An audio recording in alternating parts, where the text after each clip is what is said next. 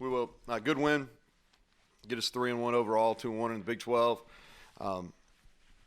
Excited to see our fans back in Mountaineer Field. I thought they were, for 15,000 or however many we had, I thought they were loud. They were into it. Apologize. We didn't give them much to cheer about early. And so we apologize about that, but we did take care of business. Proud of our players, staff. Responded to adversity. I'm not sure a year ago we would have responded in the same way. But about anything that could have gone bad went bad in the first quarter there, especially the first couple series, and it shows some fortitude for us to bounce back and take control of the game right there at the end of the half, and really kind of run away with it there in the second half. So hit all three phases quickly. Defensively, we're playing with a lot of confidence right now, and guys are flying around. It's really about effort and about physicality. I think we're flying. We're getting multiple hats to the ball. A lot of confidence. I think guys that are our best players are playing it at a high level. You know, the Darius Stills, Tony Fields, Tyke Smith. Those guys are playing at a high level. You know, in this game we have 2 turnovers, 5 sacks, 11 tackles for loss. They average a little over 2 yards per play. And we're stopping the run. And so those are what we want to be about. And so it was a good defensive outing. Staff and is doing a nice job there. Special teams wise, I was disappointed in giving up that kickoff. You know, we tried to sub. We've been really good here on kickoff both years. Had a little miscue versus Eastern Kentucky with a couple subs in. Then we went wholesale and sub, trying to get some young guys some work on that kickoff team. And Puka. You know, he's explosive, but we missed several tackles. Didn't do a very good job. So that was a disappointing end to otherwise good, really solid second half. Had McGee punt a couple times today. I thought he did a nice job. We'll go back and look at it on film. But I thought special teams, we did some okay things. I thought we were able to put a little bit of pressure on their punter a couple times. And then offensively, big day for Letty. You know, Letty has, 195 yards, over 10.8 a carry. That's special. And I think just overall offensively, we're getting closer. If you look at our numbers, they're pretty impressive, 82 for 544. But watching it probably, I know as a coach, maybe as a fan, they probably didn't always feel that way. We're still getting our way a little bit, whether it's a few penalties, drop passes, whatever it is. But we averaged over 8 yards of play. I thought our guys competed. They didn't allow the mistakes early in the game to overwhelm them, and that's a credit to our offense coaches. That they did a good job of keeping positivity with our guys. I'm proud of our offensive line. Basically played the same 5 up there for most of the game, and I was proud of how they finished it, and did a really nice job there. And I thought Daggy played much better.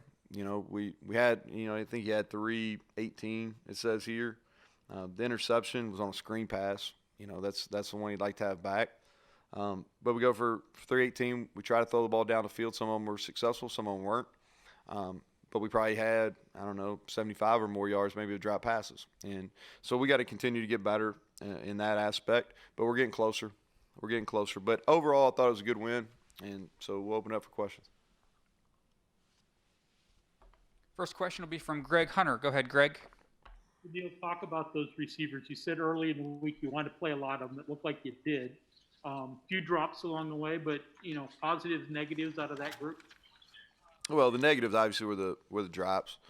The positives were they didn't. A year ago, they probably would have not recovered from that, but we were able to recover, and we got some depth there. And really started. I thought we dropped the first one. We tried to take a shot downfield on the first play. It's a play that we probably should make. And then TJ goes down early in the game, after the fumble. And so he was out. And then we had some drops. I thought they competed on the perimeter. I thought we blocked pretty well. And then we came back. We made some difficult catches too. People don't talk about that, But if you look at it, I bet there was 5 or more contested catches, difficult type catches that they came back and make. We need to get better. But I thought there's some guys that showed some signs. Next question is from John Antonik. Hey, Coach, can you walk us through the Letty touchdown run, 3rd and 1? Looks like the middle of the field was vacated. Did you see that on the sideline? Hey, you could pop this? Well, it was a short yardage play. We liked coming into it. We didn't play much in 12 personnel, so we put both tight ends. It may have been the only. I know it for a fact. That was the only play to that point that we'd been in 12 personnel, and just the inside zone play. They did a nice job, and I thought Kansas overall did a nice job defensively. I said this on the radio after the game, but they've been a 3-man front team. DJ's been a 3-man front team. Really going back to our time at Kentucky, and he remained there at Kentucky after I left, and then at Colorado, and then they've been a 3-man front team almost the whole time at Kansas as well. Coming off the bye week, they played a ton of 4 down, a lot of 4 down, more than I've seen them play. So it took us a minute to kind of adjust, but on that particular play, I think they were kind of in a bare front, and they were really squeezing. And the interior part of our line did a nice job cutting off. And then Letty, what he's grown into is he's grown into a patient back. And he kind of hung there and then hit it. And then that's the thing about short yardage when you sell out, because I think they were in zero right there, is when you sell out to stop it. If you get by the first level, you got a chance. And that's what he did. I thought Letty did a nice job getting in the end zone on that, and with good ball security as well.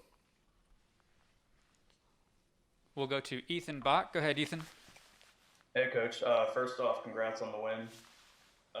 I know it wasn't 60,000 fans, but how was it finally playing with fans again, even if it was at 25% capacity? Was it weird in any way, or what were your thoughts? No, I mean, it's still not as loud as it would be on a normal Saturday afternoon, or what we used to think of normal. With 60,000 people in here yelling and screaming, and after a solid morning of tailgating. Here's the thing: I'm appreciative of the people that came. And I'm not apologizing because we won, but I apologize we didn't play very well early to get them involved in the game. But I do appreciate the people that came, and it looked like I don't want to speak for our administration, but it looked like the crowd did a pretty good job of social distancing. You could see it. When I looked up there, I thought they did a nice job of spreading out. And so our hope is when we come back against Kansas State, if whatever the local authorities allow us to have, whatever that is, we'll get to that number, and we create a really tough atmosphere here on Halloween. Next is Kevin Kinder. Coach, what did you see in the screen game and the swing pass game coming in? Was that something you saw during the week or something kind of materialized during the game? A little bit of both. We've got to be able to utilize screen passes. And we've been getting a lot of edge pressure because we've been run heavy, and so that's a good answer for defenses to do. When you've had success running the ball inside, especially inside the tackles, to bring edge pressure. Baylor had some success with it in the first half, and so we felt like that we liked our matchups with our running backs on their linebackers at certain spots, especially to the field. And the screen was one of the ways we could do that. And I thought that's what I said. Our receivers blocked really well on the perimeter. Those don't happen. You don't get those screens unless you block well on the perimeter. I thought they did a nice job of that. Next question comes from Cody Nesper. So, Neal, on Tuesday you talked a lot about the defense is built to make disruptive plays. Is that what was happening today? Obviously, there were a lot of negative plays, but is that where the success came from today? Well, I think defensive success starts with up front. And in our D-line, we've got some guys there that are doing a nice job, that are winning one-on-one battles. We're mixing it up as far as how we get to some of our pressure stuff. We're not necessarily wholesale pressuring, but we're getting to some what I think are well-designed 4- and 5-man pressures. And our linebackers, not only Tony Fields, but Dylan Tonkery and Josh Chandler did a nice job today as well. And the thing about it is I started this at the opening. They're playing with a lot of confidence, and they're playing extremely hard. And when you do that, all right, and you bring that physical element too, you're going to have success. Sam Caniglio is next. Hey, Coach, your defense looked very zeroed in the second half. Half of Kansas's drives went to negative yards. What exactly went right there for you guys? Well, first down. I thought we won on first down, and that's the reason. If you can get ahead of the chains and really own first down, that's something we spend a lot of time practicing. Is first downs, and we won first downs.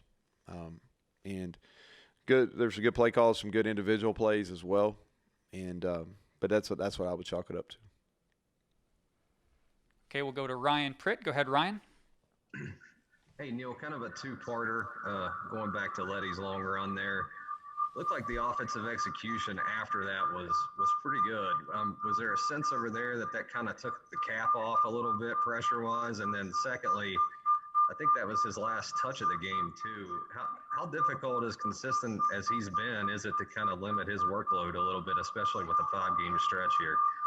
Well, I'm not sure if that was his last touch or not. We wanted to get Sinkfield going. You know, we hadn't done a very good job while he was in the game, not necessarily because he did a poor job. We just hadn't done as good a job with him in the game of maybe blocking or getting him opportunities in space. So after we hit the long run, we felt like the game, we were in control of the game, so we wanted to get Sinkfield some touches. And then we are very conscious of Letty's touches. We are, you know, we were high a week ago against Baylor. We kind of had in that 20 to 25 is where we wanted to keep him.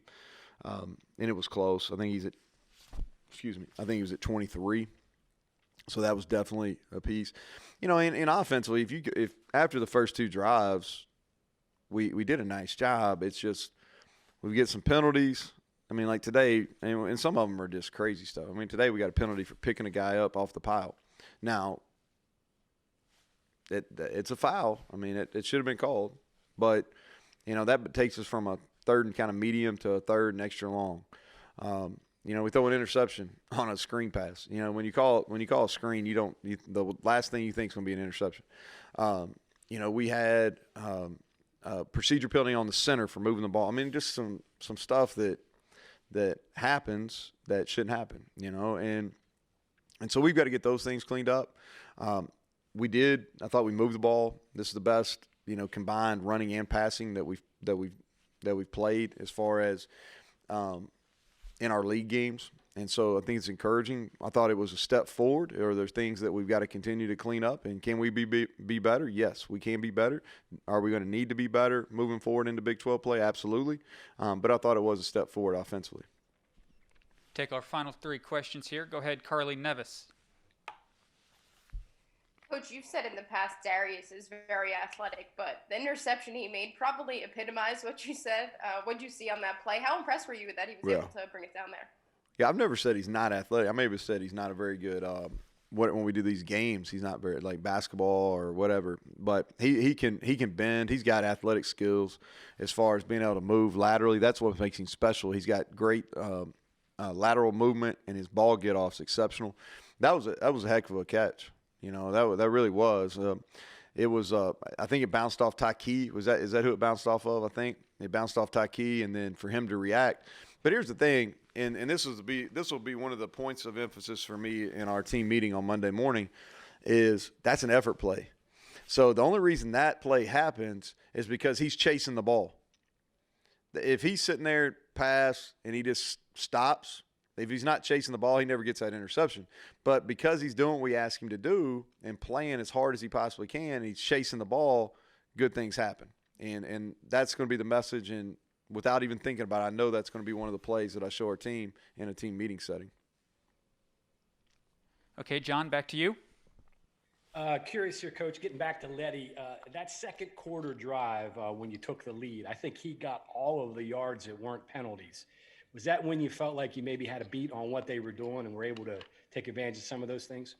Well, we came in the game, John, thinking, hey, we knew that for them to win, they felt like they probably had to stop us running the football. And that's kind of what we'd had the most success with the last 2 weeks. So we came in with the intention, hey, we were going to make a point. We wanted to be in attack mode, and we were going to chuck the ball down the field. And we did that on the first snap. Then we hit one on third down there. Then we fumbled on a big hit. And so we wanted to continue, and we're always up front, so he knows kind of what's going on. We wanted to kind of get him spread out a little bit and then bring him in, but we struggled on those first two drives. So we went back and said, hey, you know, let's put it in a guy that's really been our best offensive player to this point, which is Letty. And I thought he got us going on the next two drives. And on the scoring drive, we really, you know, he kind of carries down there. And the final question will be from Cody Nesper. Go ahead, Cody. So sticking with Letty, the perception with kind of bigger backs like him is usually that they're not very good receivers, but you seem to get him involved a lot in the passing game. Just is that one of his skills that you might be underappreciated? Oh, without a doubt, and it's something that he's really worked on over the last 2 years. And I think that's kind of people, assume, hey, big backs are interior guys. He actually does a really good job on perimeter runs, and he's excellent catching the ball in the backfield. He does a nice job too of when we split him out, and you'll see that we did a bunch against Oklahoma State. We did a few times today, but we split him out, and he's a good route runner. And we can do that, and we'll probably do that more as we go through the year. But he's really improved that piece of his game. Here's the thing with him, and I talked about Darius playing hard. Letty has gotten better as his practice habits have improved, and he is, if not our best, he's in the conversation on Tuesday and Wednesday when it's work days for us. Like he's working, and he has high player loads. He hits top speeds. He is setting up his blocks. Regardless if we're going against our defense or going against scout team, every rep matters. And as he's done that, as his approach to practice and approach to taking care of his body has improved his level of play, and he's only going to continue to get better. I think he's in the conversation with a lot of top running backs in our league. Okay, Coach, thank you very much. All right, thank you all. Appreciate it.